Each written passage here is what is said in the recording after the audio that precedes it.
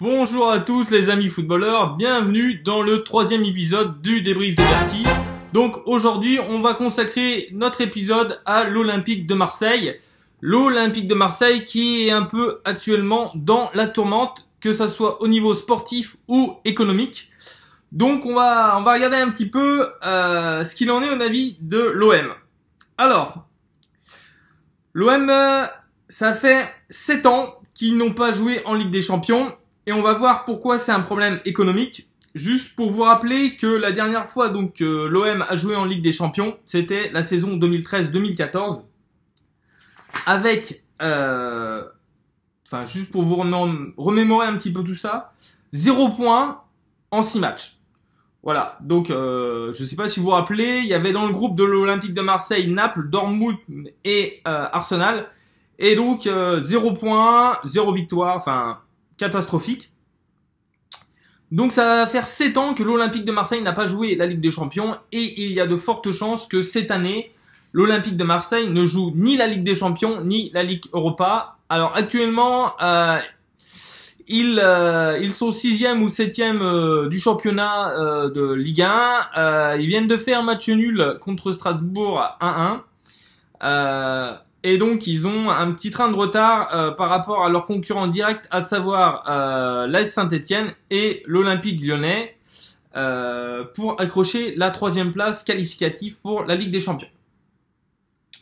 Donc on va regarder un petit peu ce qu'il en est sur le plan économique. Alors sur le plan économique c'est juste catastrophique. Il faut savoir qu'une qualification en Ligue des Champions, si vous passez le cap des poules et vous arrivez en 8e de finale, vous recevez environ 60 millions d'euros. Entre 60 et 70 millions d'euros. Donc ce qui aide un petit peu les clubs à renflouer leurs caisses et donc à combler un peu leur déficit d'exploitation. L'OM a fini sa saison l'année dernière 2017-2018 avec un déficit d'exploitation de environ moins 70 millions. Cette année, il y a de fortes chances que l'Olympique de Marseille ne se qualifie pour aucune Coupe d'Europe. Donc ce déficit va forcément s'accroître. On serait autour de 100-120 millions. Et forcément les pertes vont s'additionner.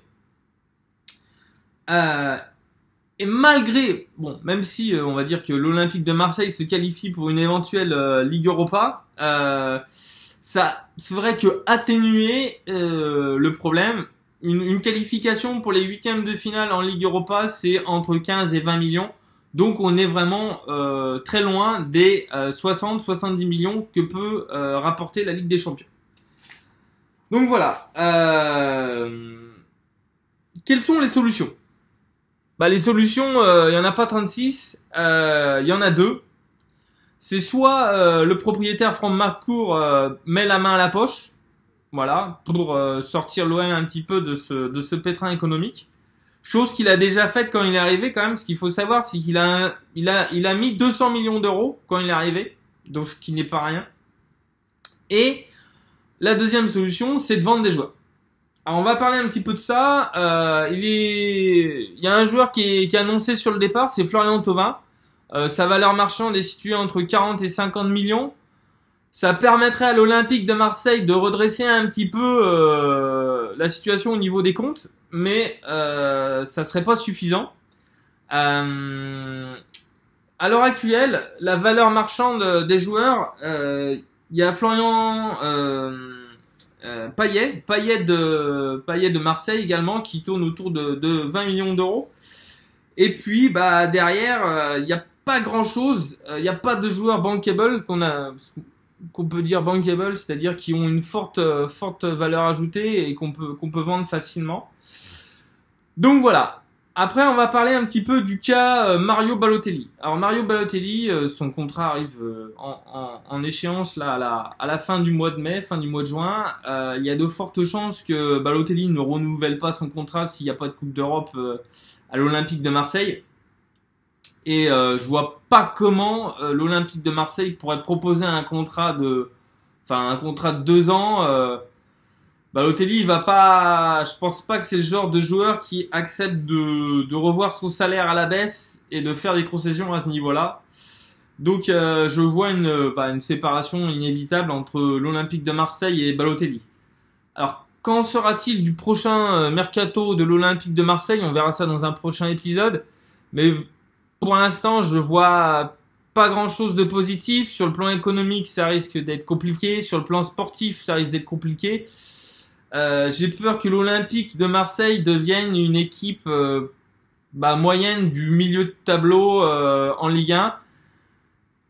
Et enfin, à moins de vraiment de remettre la main à la poche et de sortir le chéquier, et je suis pas sûr que Franck McCourt soit encore prêt à remettre autant d'argent dans le projet. Voilà, alors on va parler un petit peu maintenant de OM Champion Project. Ça, c'était le projet qui était annoncé par Jacques-Henri Hérault il y a environ 3-4 ans. Donc il a beaucoup parlé dans les médias, oui, on va bâtir une équipe taillée pour la Ligue des Champions, une équipe en or avec des gros joueurs.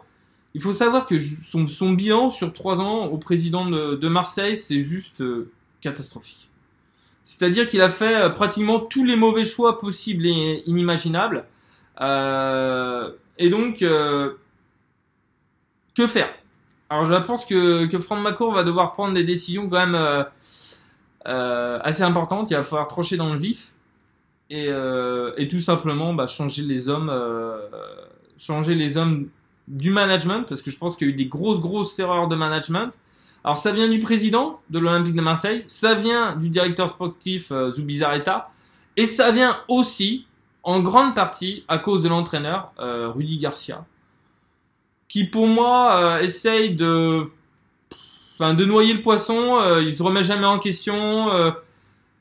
C'est soit la faute de l'arbitre, c'est soit la faute des joueurs. Enfin, il y a pas de grosse remise en question. Donc, je pense que Rudy Garcia, il est sur le départ. Il est annoncé du côté du Milan AC. Alors, je pense qu'il va un peu, comme on dit, filiale italienne.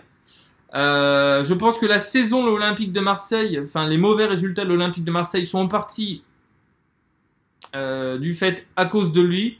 Pas que, bon, forcément des joueurs qui sont un peu en dents, à l'image de Dimitri Payet qui a fait une saison plus que moyenne.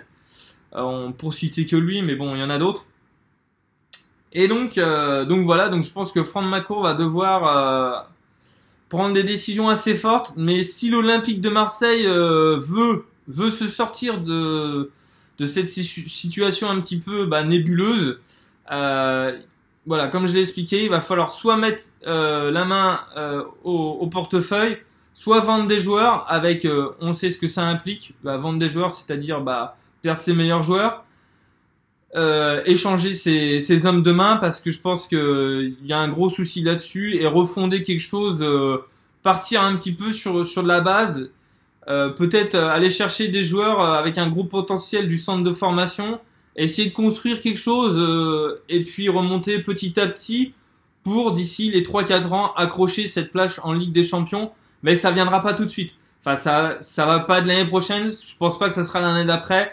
Enfin, il faut bien comprendre qu'une situation sportive dépend d'une situation économique, et que s'il n'y a pas d'argent dans les caisses, sur le plan sportif, ça pourra pas faire grand-chose. Voilà. Donc voilà pour le spécial OM. Si vous avez des commentaires, n'hésitez pas à les mettre. Et puis on se retrouve pour le prochain épisode du débrief de Bertie. À bientôt les amis. Ciao ciao.